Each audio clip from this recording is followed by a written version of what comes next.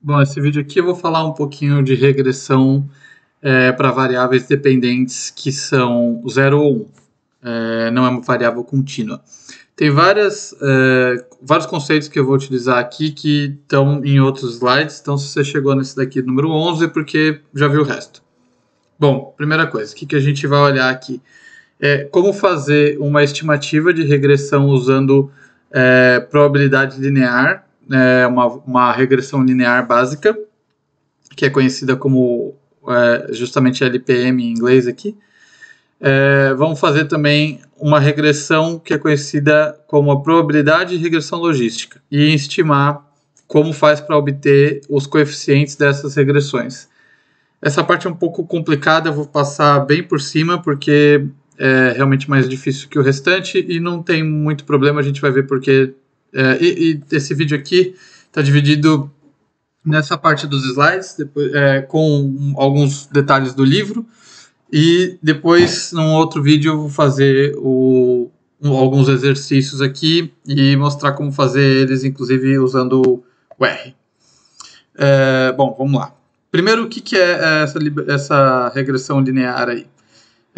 Nós estamos tentando entender uma variável que é dependente de outras variáveis independentes e que o resultado dessa análise é um número 0 ou 1, sim ou não. Aqui, como alguns exemplos, nós temos a comparação, por exemplo, se uma empresa permanece aberta ou se ela saiu dos negócios, se uma pessoa está empregada ou não, assim por diante, né?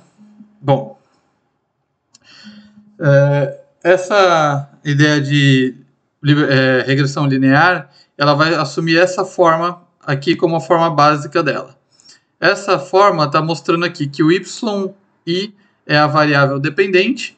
Nós temos um beta 0 que no geral é a nossa interseção com o eixo y, e o beta 1 que é o coeficiente angular da reta do x1, do xi, mais um erro. Essa é a variável básica, mas nesse caso aqui isso vai ficar um pouquinho diferente a interpretação. Se você lembra dos outros slides, o que a gente teria aqui é, numa regressão normal, numa variável y contínua, é que o beta 0 é a nossa interseção com o eixo y, como eu comentei, essa é a interpretação dele. O beta 1, se a variável x for contínua, é o coeficiente angular direto, e se ela for uma variável binária, o beta 1 é a diferença entre a variação binária do que o xi estiver representando. E o i é o nosso erro, permanece aí sendo interpretado da mesma maneira que os outros, ele vai sumir daqui a pouquinho, nesse caso aqui. Bom, eu comentei e acho que já responde essas perguntas aqui.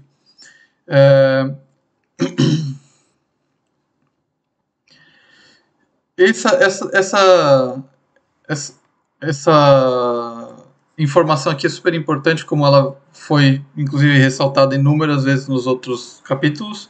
Basicamente, o que a gente está falando é que, dado o xi, o ui tem correlação 0. Então, quer dizer que o erro ele é independente do xi, ele não tem correlação com ele. Se a gente infringir essa regra aqui, aí a gente tem um problema, como já foi explicado nos outros. Então, permanece, isso é uma das coisas mais importantes, a gente vai ver que tem outras questões aqui também, mas essa é a mais importante. Então, interpretando essa regra, o que a gente tem? Nós temos a situação onde a esperança, né, como é a tradução, do yi dado xi é igual à equação que a gente viu aqui em cima, a mesma equação que está aqui, dado que o erro assumido xi é 0, né? Isso aqui a gente já está assumindo isso, é uma suposição que a gente está tendo. Isso significa que essa equação ela é igual ao beta 0 mais o beta 1 xi. O que acontece? Que a gente está dizendo que o erro aqui ele não vai aparecer mais, né? Ele some nesse caso aqui, porque a gente está definindo dessa maneira. E quando é uma variável binária, o que a gente tem aqui? Se lembrar dos primeiros slides, a gente vai. Do primeiro slide da primeira. Acho que está na primeira ou segunda aula. A gente sabe que se a distribuição é binária e a esperança da distribuição binária ela se comporta como ocorre ou não ocorre determinada ação, a gente tem exatamente essa regra onde o sucesso ele vai ser o P e o não sucesso 1 menos P, né, como a gente viu isso. Automaticamente, nessa análise aqui, a gente está assumindo que a gente está tentando descobrir se o y vai ser 1, então a gente pode assumir que é o P. O P igual a 1 é o que a gente está tentando ir atrás. Mas o 0 vezes a probabilidade dele ser 0. Só que como ele está multiplicado por 0, isso aqui ignora. A gente vai ter só a primeira parte, que é o que está colocado aqui na equação 2. Então a gente, lembrando que lá vai concluir isso.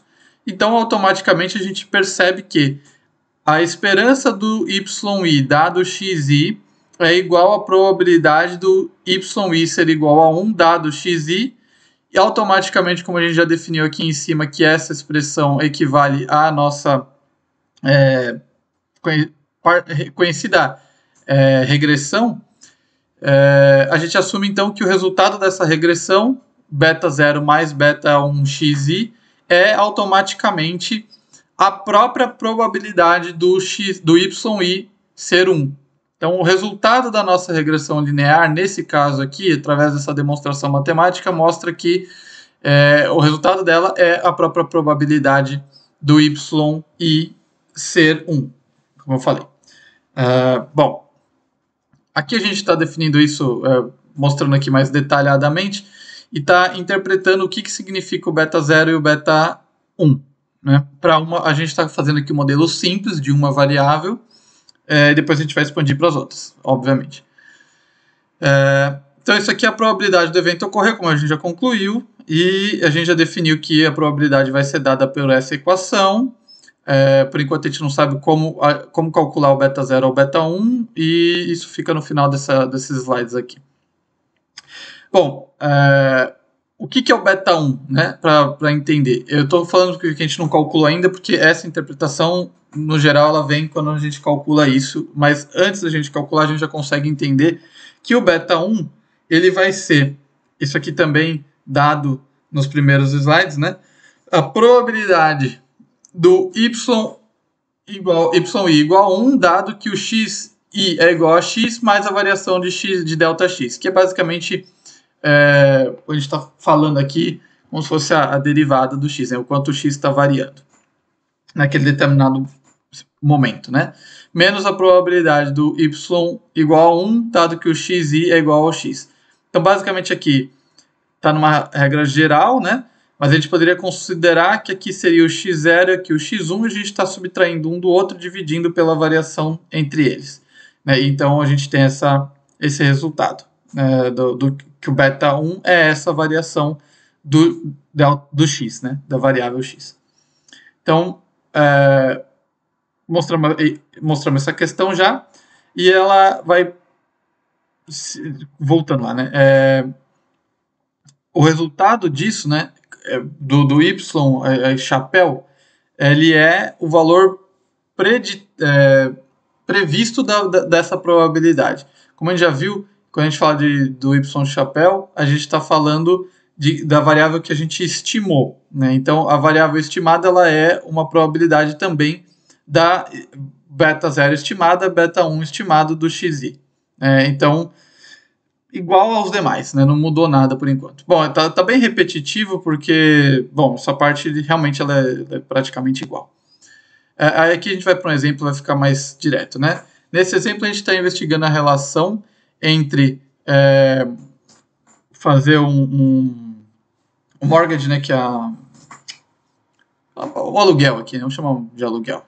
Mas não é aluguel, é financiamento, né? O financiamento de uma casa, né? Não de uma casa, de qualquer aplicação. Você está pegando dinheiro, você está emprestando dinheiro. E aí a gente tem aqui, para essa regressão, a seguinte situação. O P barra I é a relação do quanto a sua renda já está comprometida com alguma coisa. Né? Com o caso aqui seria com a nosso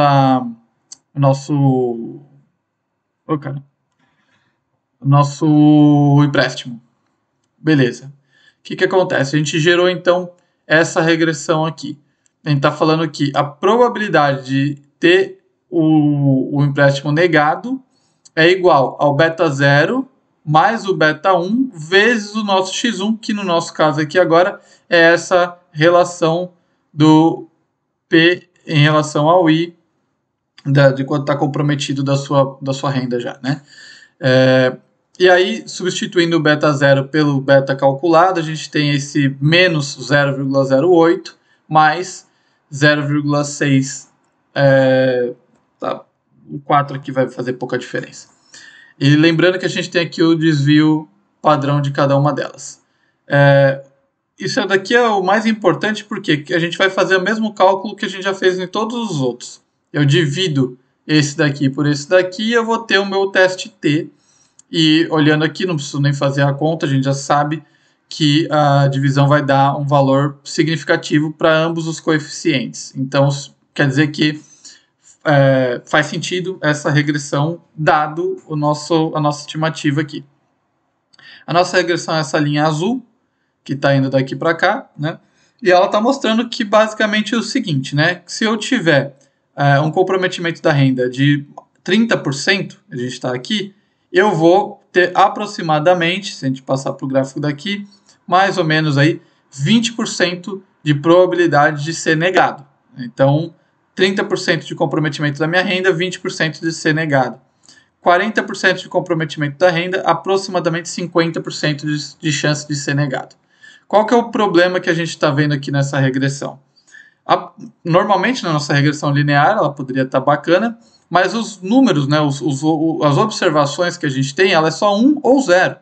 Não tem observação para desenhar a reta ao longo da reta. Então, o primeiro problema que eu vou ver aqui é que se eu utilizar um R² para estimar se a reta está enquadrando bem em relação aos pontos, já não é uma estimativa muito boa, não é um método muito bom de se calcular isso. Outra coisa, que é o maior problema aqui, a reta ela está passando num valor menor do que 0 e maior do que 1. E se a gente lembrar das primeiras aulas, isso não faz o menor sentido porque a gente está falando de probabilidade. Então, não existe probabilidade negativa e também não existe probabilidade maior do que 1.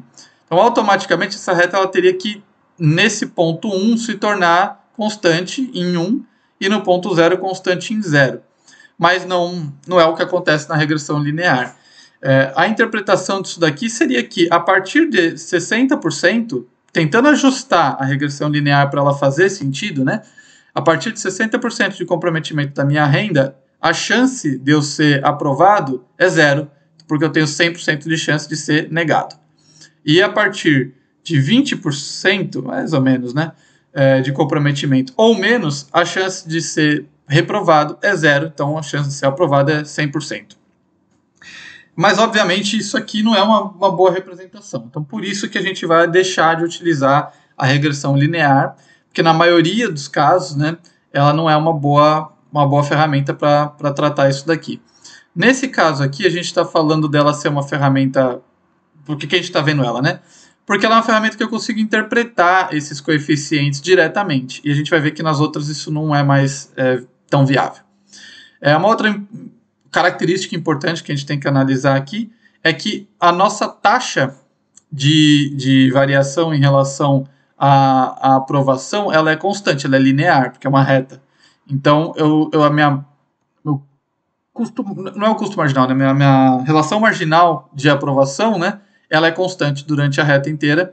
Automaticamente, isso não faz muito sentido. Porque pensando assim, a gente teria uma probabilidade relativamente... Não, linear, né? Totalmente linear. Em números extremos. E a gente vai ver que isso não é o melhor modo de calcular. Bom, só para fazer aqui o cálculo, eu vou fazer o cálculo como a gente já fez todas as outras, então se eu quiser saber qual que é a minha possibilidade de ter a aprovação negada com 0,3%, 0,3% da minha relação de ganho sobre o meu comprometimento de renda, é só calcular, se eu quiser 0,7 é só calcular e eu vou descobrir que a variação de um para o outro ela é de aproximadamente 6%, né, de acréscimo a cada ponto de comprometimento de renda. Isso é bacana para se analisar, porque a gente consegue automaticamente entender o que é que está acontecendo, mas a gente já viu ali as limitações. Então, vamos partir aqui. Bom, já falei das limitações, né? Tá aqui. Outra coisa, né? Se você for utilizar essa estimativa, né, básica que a gente está usando em todos os outros, é importante lembrar de usar o erro padrão robusto, porque você já está com um problema, você vai introduzir outro se você não utilizar esse aqui, dado que a quantidade que os dados estão dentro da linha, né, estão próximos da linha, ela é muito pequena, né, porque a gente vê que a linha não tem ponto nenhum, só esse e esse que está aqui. Então, a distribuição não favorece para fazer um uso dessa função de certa maneira. Isso o que mostra que o desvio padrão vai ser provavelmente menor, e isso vai fazer, isso não é uma regra, né, mas isso vai fazer com que a gente acabe rejeitando ou aceitando a hipótese nula de maneira inadequada, e nesse caso a gente vai estar falando que um determinado coeficiente é relevante quando ele não é, ou que ele não é quando ele é. Na maior parte dos casos a gente está falando da situação de falar que ele não é relevante. Bom, então a gente já viu isso, já entendeu, já passou por essa parte. Aqui, inclusive, se tiver alguma coisa dessa interpretação tiver um pouco equivocada, não estou lembrando com 100% de certeza sobre isso, mas a interpretação é essa. Só não lembro se a gente tem a regra de que é sempre menor. Isso a gente vai ter que recordar depois no exercício. Vamos falar aqui agora da regressão logística. E probabilística e logística, né? Por que a gente quer utilizar ela? Porque essas duas funções, elas estão limitadas a 0 e 1. Então, ela é sempre maior do que 0 e menor do que 1. Isso já nos garante falar sobre probabilidade de uma maneira mais lógica. Segundo, é que essa regra, tipo de função, ela penaliza os extremos de uma maneira que, no geral, faz sentido para esse tipo de análise. Nem sempre, mas no geral faz sentido. Bom, a gente está assumindo a mesma coisa aqui, né, que ela está a probabilidade de 0 e 1. Uma coisa muito importante, que essa função ela é monotônica, então só pode, para a gente fazer esse tipo de relação, só pode utilizar funções monotônicas. Existem outras funções, a gente poderia estar fazendo com outras coisas, não só com logística ou probabilística, mas a regra de monotônica permanece para qualquer outra função que você for fazer, para que a gente consiga fazer a estimação, estimar o beta de maneira consistente, né? Então, assim, para essa função a gente viu que precisa de uma função não linear, por isso que a gente está utilizando outra, né? Uma coisa importante é que as duas têm essa forma de S, um pouco estendido, e as duas são extremamente próximas uma da outra. Então, tanto faz qual das duas que você vai utilizar na maior parte dos casos. A não ser que tenha alguma regra específica que faça sentido para você penalizar mais ou menos os extremos, você vai decidir por qualquer uma das duas. Bom, basicamente está aqui. Aqui tem até um exemplo, né? Poderia utilizar uma função log-log, que essa parte log-log a gente já viu, né? Uma scobit, que é um outro tipo de função que no nosso caso aqui não vai cobrir, porque ela complica muito. Vamos ser mais simples. Bom, aqui a carinha dessas funções, né? Como a gente viu, a função linear é uma reta, essas duas aqui elas não são retas. Então, a gente sai agora do mundo das regressões lineares, padrões aí. Bom, aqui é a mesma coisa, a gente está de novo estimando a questão da probabilidade do yi ser igual a 1, só que a gente tem um problema aqui. Agora a gente não tem mais a função direta do beta 0 mais o beta 1 x1. A gente tem uma função que é em relação ao beta 0 e beta 1 x1. E aqui a gente já está expandindo para outros, né? Se a gente tivesse mais elementos. E também não tem o erro nessa função aqui dessa maneira. A gente vai ver que tem no método de estimar o beta 0 e beta 1, essa parte do erro vai ficar mais clara. E a gente pode escrever então que essa função ela é uma aproximação de um valor z, e eu já vou explicar por que isso, em que ela vai ter o beta 0, beta 1 x1 até o beta k xk. Então a gente pode trabalhar com uma função de z, que é esse resultado aqui, e automaticamente a gente já sabe se a gente tem o valor da função de z, a gente simplesmente pode usar a distribuição normal para obter o valor resultante da probabilidade que a gente está querendo ver para o yi. Pode estar meio confuso, mas a gente vai ver aqui. A gente está falando isso aqui é a mesma coisa do começo, a gente vai ver que é basicamente igual ao que a gente já tinha visto nos outros slides. A função da probabilidade, ela está mais para baixo, eu vou mostrar. Ela é basicamente a nossa função da distribuição normal. É bem parecida. E a função logística, ela tem essa carinha aqui, que é e elevado a z dividido por 1 mais e elevado a z. A gente substitui o valor de z através dessa equação que a gente obteve aqui, calcula esse resultado, a gente obtém o... Desculpa.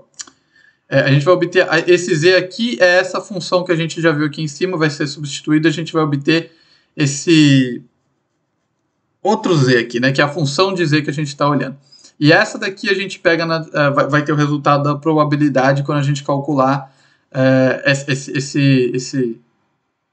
essa outra função aqui. Então, basicamente, eu vou ter esses regressores, vou chegar num resultado z, vou passar esse resultado z por dentro de uma função probabilística, caso eu queira fazer probabilística, né? Ou por uma função logística, caso eu queira fazer a logística. A probabilística tem a cara da normal e a logística tem essa cara aqui. O resultado disso é a minha probabilidade de obter o y1 ou 0. Meio abstrato, a gente vai entender no exemplo um pouco melhor. Então, aplicando aos mesmos dados que a gente tinha trabalhado ali em cima, falando de ser aprovado ou ser negado, é a mesma coisa, a gente está trabalhando os mesmos dados. Agora eu tenho essa função que tem uma cara bem mais interessante para a gente poder trabalhar, porque ela primeiro já não passa dos extremos, segundo que ela tem essa limite, né, no 1 e no 0, então ela tem essa característica de penalizar de uma certa maneira aqui e de uma outra certa maneira aqui. Bom, toda ela vai mudando, né? E essa penalização faz sentido para várias aplicações, porque a gente quer ter essa percepção de que uma pessoa que tenha o seu comprometimento de renda em 0,3 ou uma pessoa que tem 0,4, isso não é uma coisa tão linear. A gente percebe que é mais fácil lidar com um comprometimento de renda menor e ele se torna cada vez mais difícil, e ele já se torna muito mais difícil em um determinado ponto. Por exemplo, 50%, a gente já está punindo isso com quase 90% de chance de não ser aprovado. Então, isso tem uma cara mais parecida com a realidade, né? Como a gente sabe. Porque é realmente mais difícil. Bom, essa aqui é basicamente a mesma função que a gente viu ali em cima. Aí a gente está agora vamos fazer um cálculo dela. Eu deixei aqui um atalho, né, para a parte de quando a gente for trabalhar com software estatístico, no R, no caso. Se a gente está calculando a função em uma probabilidade, é só usar a função já criada do R, que é o pnorm, e essa função a gente coloca o z, como a gente sempre utilizou essa função, e a gente vai obter o número dentro da distribuição, e esse número vai representar a nossa probabilidade. Só tem uma coisa aqui que é importante ressaltar, vou passar e vou voltar depois, é que a gente está falando o seguinte: quando a gente está trabalhando com a função probabilística, a gente tem o PDF e o CDF, né? A gente está falando de uma função cumulativa. Então eu vou acumulando as probabilidades e vou obter o meu resultado de 0 a 1. E aqui eu estou falando da minha clássica distribuição normal. Então, a gente obteve aqui beta 0 igual a menos 2, beta 1 igual a 3, e aí a gente vai de novo escolher o x do que a gente quiser, pode ser o 0.3 como a gente utilizou lá em cima, 0.4 como a gente também utilizou ali em cima. Lembrando que o número do beta 0 e do beta 1 vai ser realmente diferente da função linear, porque o comportamento da função é totalmente diferente e o método para se obter esse beta 0 e beta 1 também é totalmente diferente.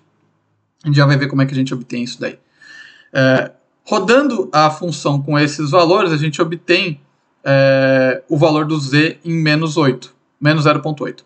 Quando a gente roda o pnorm de menos 0.8, a gente obtém a probabilidade resultante deste valor, que é de aproximadamente 21% de chance de não ser aprovado.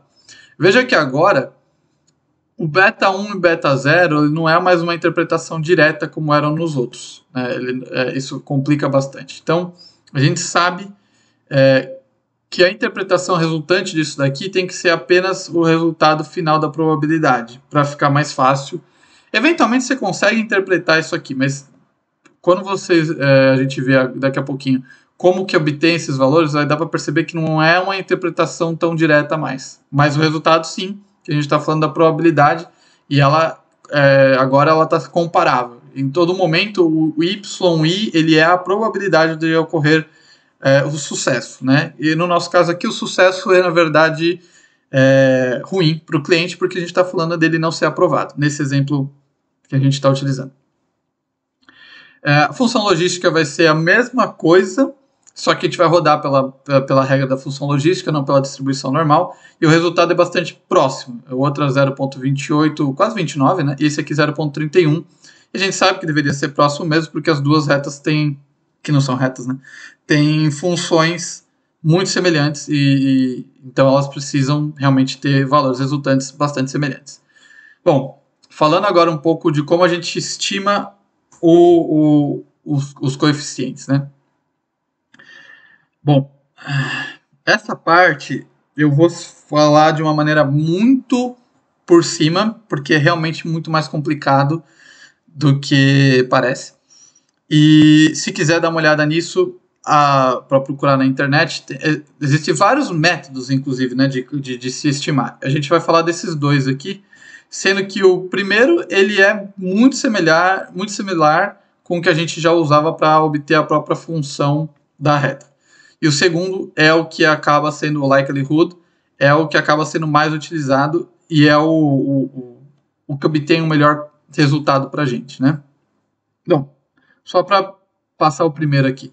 Esses dois métodos eles não têm uma resolução analítica, então elas vão ter que ser utilizadas. Não dá para obter a maximização do beta fazendo a derivada, né? Primeira derivada, que seria o caso das outras funções que a gente já está acostumado. Basicamente o que a gente está tentando obter aqui é a diferença entre o YI e a função que a gente obteve lá. Como nas outras, como a gente está tentando minimizar a distância da diferença quadrada da observado para a regressão. O problema é que, obviamente, aqui a gente só tem valores observados em 0 e 1. Então, diminuir essa distância, principalmente para uma distribuição que tem essa cara aqui, ó, que a gente está vendo, onde os valores são 0 e 1, eles estão na mesma posição, né? A gente vê que eu tenho 0 em 0.3 do x1 e também tenho 1 em 0.3 do x1. Fica absurdamente complicado. Se a gente tivesse todos os números só de um lado e todos os números só do outro lado, traçar uma reta e fazer a divisão faria até relativamente algum sentido. Por isso que a regressão linear ela ainda é utilizada quando a gente tem esse tipo de variável binária, mas para distribuições em que elas estejam ocorrendo dessa maneira que eu te mostrei. Dessa maneira que a gente está vendo aqui, onde a distribuição tem um overlap enorme, se torna relativamente inútil fazer dessa maneira aqui, porque o resultado que a gente vai obter para minimizar essa diferença entre a reta, ele vai ser ruim, né? Inevitavelmente ruim. Mas existe esse método, a gente poderia utilizar esse método para calcular todos os betas, né? Que a gente tiver, se a gente tiver vários x aqui, a gente já está mostrando a forma genérica para calcular todos eles. Então, já vimos isso e já entendemos, né, que não é a melhor maneira. Vamos ver agora a maneira que é realmente mais utilizada. Essa maneira aqui, o que a gente está tentando fazer é maximizar uma determinada função, que é essa função likelihood que a gente está falando, e a maximização dessa função, que aqui está sendo representada pelo trabalho aqui, então a gente está maximizando essa função, ela vai nos dar como retorno essa probabilidade em que maximiza o y1 e o y2. Ao maximizar essa função, eu não estou interessado no resultado da maximização dessa função, mas eu estou interessado na probabilidade da distribuição booleana que a gente está obtendo a partir dessa maximização. Então a gente está tentando maximizar essa probabilidade, né, essa função, na verdade, através dessa função de probabilidade que a gente está vendo. E o número que maximiza essa função é o nosso beta. Então, esse é o método que a gente vai calcular para obter o beta. Por isso que ele é uma questão não muito clara de ser interpretada. Porque ele maximiza uma outra função e o número que maximiza essa outra função, que na realidade é uma distribuição booleana que a gente está utilizando aqui, ela não tem uma interpretação muito direta. Vamos agora, que eu acho que é importante, dar uma olhadinha no livro, nessa parte aqui, ele está, acho que está por aqui. Aqui. Então a gente está estimando o coeficiente. Esse aqui é o primeiro que a gente já tinha falado, que não faz muito sentido, né, utilizar. Então esse aqui é o... Aqui, pronto. O que a gente está... A mesma coisa que está no slide, né? O que a gente está tentando fazer? É aquela regra que a gente já tinha conversado no começo da apresentação aqui. Eu estou tentando maximizar a função onde eu tenho probabilidade do y ser igual a 1 e obter o sucesso, sendo que eu já sei que o y1 menos o p, né, que é a minha probabilidade do fracasso, já está embutida nessa estrutura, né, nessa equação que a gente está fazendo aqui. E a função que maximiza ela, que é essa daqui, que é a mesma que a gente tem no slide, né, é o resultado que a gente vai usar para calcular, para usar como o beta, né, com todos os betas que a gente tiver, se a gente for utilizar vários betas, né. Bom, depois que a gente fizer esse cálculo, a gente consegue, a partir desse cálculo aqui, fazer uma análise de fit, né, que está aqui, né, se essa função está adequada para aquela regressão que a gente está fazendo, no mesmo sentido que a gente utilizou anteriormente, que é o teste T, com intervalo de confiança, ou no caso aqui o teste F, ou o teste do Q quadrado. Isso depende do software que você está utilizando. Tem alguns softwares que utilizam a função do F, que é a função F normal que a gente tem, só que ela está sendo penalizada pelos graus de liberdade do Q quadrado que a gente tem aqui. E se for o caso, pode ser que o teu resultado não bata com o mesmo, com de outra análise. Quando a gente entrar aqui nos exercícios, eu vou mostrar isso depois, mas a gente vai ver que aqui eu estou utilizando a função do R, né? E que nesse outro aqui a gente tem as funções sendo utilizadas a partir do stata. E o método que foi utilizado para obter esse outro resultado aqui do Pearson, ele não é o mesmo teste. Então o número ele não vai bater exatamente igual do resultado de fit da cadeia. Ele nem postou aqui. Que é o aqui. Não, aqui é significância. Bom, é o F, né? O resultado tá colocou no lugar nenhum. Bom, mas não vai bater porque, como eu te falei, isso não é igual. Mas o número ele tem que ser muito próximo, né? Obviamente ele não pode ser diferente, senão tem algo errado. Mas é assim, muito diferente, né? Bom, então a gente vai fazer essa maximização dessa função, como a gente já falou ali. Essa função, para ela ficar mais fácil de calcular, a gente usa aqui o log, né, dessa função. Então é o log da função que maximiza a probabilidade do y1 e y2, né, como a gente passou ali em cima. E o número que maximiza essa função, que é o que a gente vai obter a partir desse p, que é a nossa probabilidade, é o nosso beta, como eu já falei umas 10 vezes agora, né? E aí, assim, a forma direta dessa função, quando a gente estiver utilizando, ela tem essa cara aqui. Ela está errada aqui, deveria ser 1, porque a gente está trabalhando com uma função de k mais 1. Então deveria já ser 1 aqui, não beta. E o que a gente tem aqui? A gente tem o resultado do beta, né, que vai maximizar a função.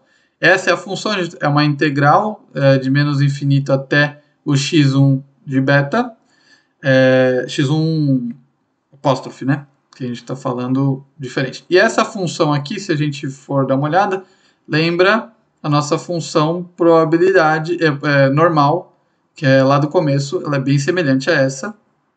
E a da logística, ela tem a cara que a gente já viu ali em cima, né?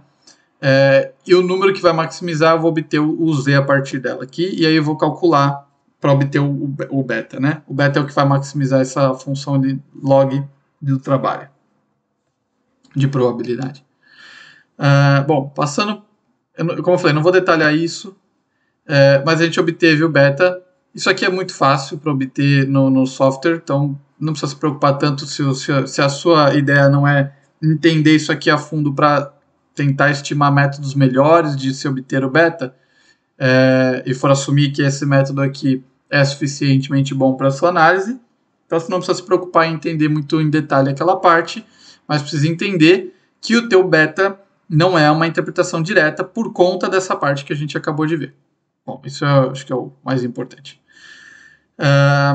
Então, por que a gente vai utilizar essa daqui e não a outra? Porque ela é consistente, assintótica, eficiente e normalmente distribuída, né? Como a gente já tinha visto.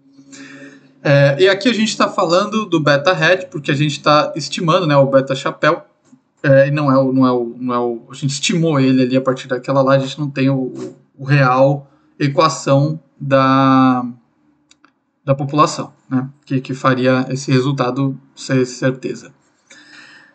Por isso que a gente trabalha com estatística, né. Basicamente aqui a gente está fazendo o mesmo cálculo com os novos coeficientes que a gente obteve a partir do cálculo de maximização da função, onde a gente obteve beta 0 que está aqui e beta 1 que está aqui. E a gente já vê que eles são estatisticamente significativos significante, pelo desvio padrão, pelo erro que a gente tem aqui, né? Desvio standard error que a gente tem aqui. Só dividir, como a gente já sabe, e se o valor for acima depende do quanto você está querendo usar de precisão, né? 1.96 a gente já tem 95% de precisão, então acho que na maior parte dos casos funciona. Se quiser usar 99%, a gente sabe que é aproximadamente 2.6, arredondando um pouco aí, para ficar mais preciso, né? Que você tem mais certeza daquilo que você está, como a gente já conhece, né? Já viu nos outros slides. Então, vou passar aqui, beleza. O que a gente está tentando? Bom, a gente vai calcular a mesma coisa. Qual que é a diferença? Lembra que essa função aqui agora, ela não me dá o resultado da probabilidade diretamente. Eu vou obter, se eu calcular isso aqui, eu vou obter menos 1.3. 1.3 não faz sentido como probabilidade, de novo, né? Por quê? Porque justamente essa função aqui que a gente está falando, como a gente viu lá em cima, ela é a função que me dá o z. E a partir do z, a gente coloca na função que a gente quiser, pode ser a probabilidade, pode ser a função logística, que são essas duas aqui, né? E aí eu vou obter a minha probabilidade final do número que a gente está estimando, né? No caso aqui é o 0.3 que a gente colocou como a nosso índice de endividamento. E esse resultado aqui para a gente, ele dá como 9,7%. Como a gente está falando de probabilidade, né, se a gente quiser transformar aqui no modo convencional de se falar de probabilidade, a gente está falando de porcentagem, então é 9,7% de chance de não ser aprovado com esse índice aqui. E se eu quiser calcular com 0,4, faz a mesma conta e a gente vai obter 15,9%. Né? O que é interessante observar? É que agora, de fato, a gente observa que o resultado ele não é linear mais. Ele depende da posição em que você está na reta. Então, se eu estou mais no começo da reta, eu vou ter uma penalização menor em relação a ser negado, né? E se eu estou um pouco mais à frente, tenho mais índice de endividamento, eu tenho uma penalização maior. Então, aqui do 0,3 para o 0,4, a gente tem um aumento de 9,7%. E que eu estou querendo dizer é que esse 9,7% não é constante ao longo da reta. Vai depender de onde você está da reta, né? Ah, não, desculpa. É 6,2%. 9,7% é o que a gente obteve na primeira, subtraindo de 15,9%, a gente tem 6,2%. Calculando direto pelo número, essa é o que está aqui expresso aqui, e aí eu já tenho esse resultado. Lembrando que aqui eu já estou falando das probabilidades, porque eu já calculei a probabilidade através do p-norm, que eu obtive aqui, do resultado da minha função, que é essa daqui, que me dá o z. Bom, recapitulei tudo já, acho que já está suficiente para entender, né? Aí agora fica como exercício aí para você calcular de 0,4 para 0,5 e ver se ele de fato mudou ou se ele é constante. Vamos fazer mais um outro exemplo aqui. Esse exemplo aqui a gente está falando, é um exemplo que está no livro, né? Que é o seguinte, a gente está acrescentando mais uma variável, então a gente já está trabalhando aqui com x1 e mais uma outra variável. Essa outra variável é a raça, né, da pessoa, né? Se ela é branca ou preta, como está aqui, tradução direta. No Brasil agora não sei qual que é a regra, se é para falar negro ou não, mas porque mudaram de novo, né? Mas independente. Por isso que alguns livros agora usam azul, né? Porque como se isso aqui fosse algum problema, né? Mais interessante, inclusive, entender o resultado disso daqui. Isso sim é que é bacana de perceber que há sim uma situação a ser analisada, mas tem aqui um grande mais, que essa regra que a gente está utilizando aqui, ela é muito simples para se afirmar alguma coisa em relação a isso, não. E o que a gente está tentando ver aqui é justamente se uma pessoa que é negra ou branca tem diferença em relação à probabilidade de ser negada. Como é que eu faço isso? Eu vou rodar a mesma regressão. Veja que os coeficientes todos mudaram drasticamente ao incluir mais uma variável. O que isso está nos dizendo, né? Que muito provavelmente a nossa regressão aqui, ela sofre de alguns problemas estatísticos, dentre elas variáveis que estão omissas na regressão. Senão não estaria mudando drasticamente desse jeito os coeficientes, né? Obviamente, aqui fica claro que o coeficiente, todos eles são estatisticamente significativos e que ainda possivelmente a gente tem problemas de variáveis omissas. Por isso que eu estou dizendo que não dá para analisar só com uma funçãozinha tão simples que nem essa daqui. Mas, para exemplo, entender o funcionamento, acho que ela vai bem, até porque a gente no exercício vai expandir essa função aqui. Bom, calculei, obtive esse valor aqui, coloco esse valor na minha função, se eu quiser logística ou probabilística, e vou obter 7,5%. Nesse caso, veja que o último índice, que é a raça, né, ela está zerada, né? Está multiplicando por zero. Significa que eu estou fazendo para alguém que não é negro, porque se fosse o negro que seria 1. Então, é isso. E aí eu obtive essa porcentagem. E aqui eu estou fazendo como se ela fosse uma pessoa negra. E a gente vê que há uma diferença gigantesca de 22% de probabilidade de ser negado, sendo que todos os outros fatores são iguais, de uma pessoa afro-americana comparada a uma pessoa branca. Isso, logo de cara, para as pessoas que, no geral, interpretam estatística sem conhecer estatística, já falaria diretamente que a gente tem um problema de racismo aqui, né? Porque nitidamente o número mostra um problema de racismo aqui. Mas justamente eu estou gravando esse vídeo para mostrar claramente que observar valores desta maneira não significa nada. Porque essa regressão já claramente está mostrando que ela tem problema. Se ela não tivesse problema, esse número seria de fato significativo. Assim, estatisticamente ele é significativo dada a nossa regra. Mas ao observar mais variáveis junto, a gente percebe que esse número aqui ele vai sofrer de novo. No exercício a gente vai ver. E ele vai mudar de novo. E a gente vai poder concluir coisas diferentes. né? Isso aqui, inclusive, é um case, né, bastante... Estou falando desse exemplo, ele é um exemplo importante, foi um case que aconteceu. Esses aqui são os dados, mesmo case, vou passar aqui um pouco aqui com mais detalhe.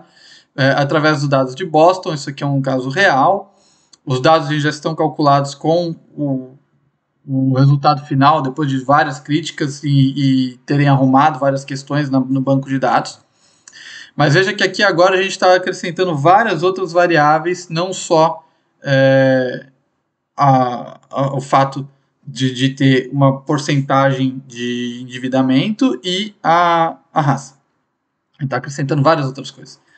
E aí, ao analisar regressões com vários outros itens, né, que está acrescentando os itens, a gente vai ver que os coeficientes vão mudar de novo significativamente. Isso mostra que essa regressão sofre ainda de variáveis omissas e possíveis outros problemas, que eu não vou detalhar agora por questão de tempo. Bom, basicamente isso aqui é o comentário importante de fazer, porque no fim a conclusão do que a gente vai ter em relação ao resultado da porcentagem vai mudar bastante, né? Veja que aqui a gente já tem, eu não estou lendo tudo, né? A gente já tem um resultado variando e diminuindo, né, para 6,3% de diferença na probabilidade. No final a gente vai acabar com outro número ainda, e tem várias outras discussões aqui no meio que eu não vou entrar no detalhe agora.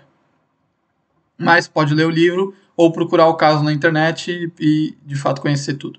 Para fechar, a gente precisa definir o quão bom é a nossa função. Como eu já tinha dito, definir com R quadrado convencional não vai prestar, nem com A ajustado, inclusive, que a gente já viu como é que funciona, aqui também não vai prestar.